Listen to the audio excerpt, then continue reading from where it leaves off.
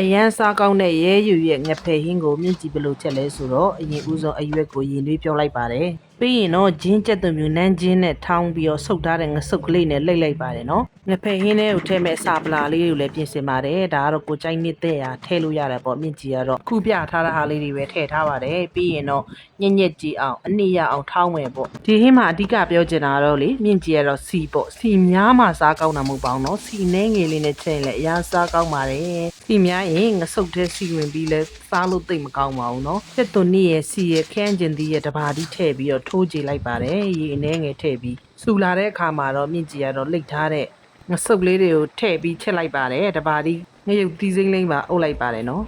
ရဲကိုရွက်ကအနှံ့ရှိရလေချက်လိုက်တဲ့အခါမှာအနှံ့လုံးဝမရှိဘဲနဲ့တက်တက်တဲ့အရသာနဲ့ဂရင်းရှင်ပြီးစားလို့ကောင်းပါတယ်။ညာတော့အပြင်ကြက်မရေးအတွက်လည်းကောင်းတယ်လို့ပြောကြပါတယ်နော်။ဒီရဲရွက်ငဖယ်ဟင်းကိုမြင့်ကြည့်ရလေပထမဦးဆုံးစားဘူးတာပါနော်။ပြီးရင်လေလိတ်ထားတဲ့အလိတ်ကကွာမယ်လို့ထင်တာလုံးဝမကောင်းကွာဘူး။စားကြည့်ကြပါနော်။